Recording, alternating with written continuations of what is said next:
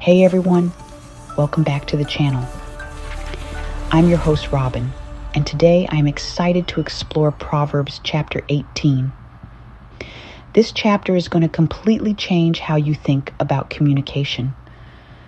King Solomon, the wisest man who ever lived, gives us advice about words, relationships, and wisdom. And here's the thing. This isn't just ancient philosophy. These gems you can apply immediately to your relationships, your work, and your family. So grab your coffee, hit that like button, and let's jump into it.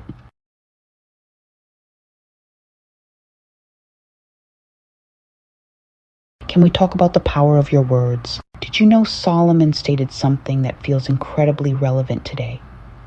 One who isolates himself, pursues selfish desires. He rebels against all sound wisdom. Think about this. How easy is it today to just withdraw? Someone hurts your feelings, so you ghost them. Your family gets on your nerves, so you stay in your room. Your friends disagree with you, so you find isolated escapes.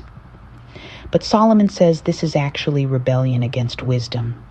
When we isolate, we're choosing our own limited perspective over the growth that comes from community. I remember a time when I was frustrated with a friend and just stopped talking to them. I thought I was protecting myself, but really it was just an escape, and I may have missed out on growth. Keep in mind, I am not suggesting you stay around toxicity. When we choose community, we choose wisdom.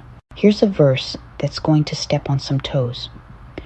A fool takes no pleasure in understanding, but only in expressing his opinion. Ouch, right? How often do we listen just so we can respond rather than to understand? How often are we formulating our comeback while the other person is still talking? Sound familiar? And then Solomon hits us with this one. Answering before listening is both stupid and rude. But here's what wise people do differently. They ask questions. They seek to understand before being understood.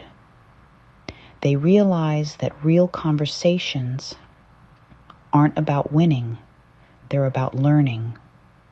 Listen more than you speak. Ask more than you assert.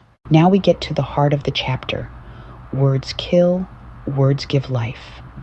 Solomon gives us some specific examples of words that destroy. Has anyone been guilty of gossip? Well, listening to gossip is like eating cheap candy. Do you really want junk like that in your belly? But he also shows us words can give life. Words of wisdom. Deep wisdom flows up from cool artesian springs. Thoughtful discourse is taking time to really consider what you're saying. Words of protection. God's name is a place of protection. Good people can run there and be safe. Think about the last conversation you had that left you feeling energized versus one that drained you. What was the difference? I bet it was the types of words being used.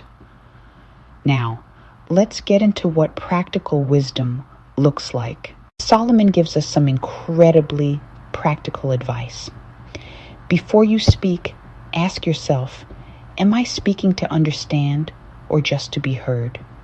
Will these words build up or tear down? Am I responding to what they actually said or what I think they meant? In relationships and Kaim, a cheerful disposition is good for your health. Gloom and doom leave you bone tired. Choose words that bring life to your partner, your kids, your friends. Remember that pride comes before the crash, but humility is precursor to honor, at work or school.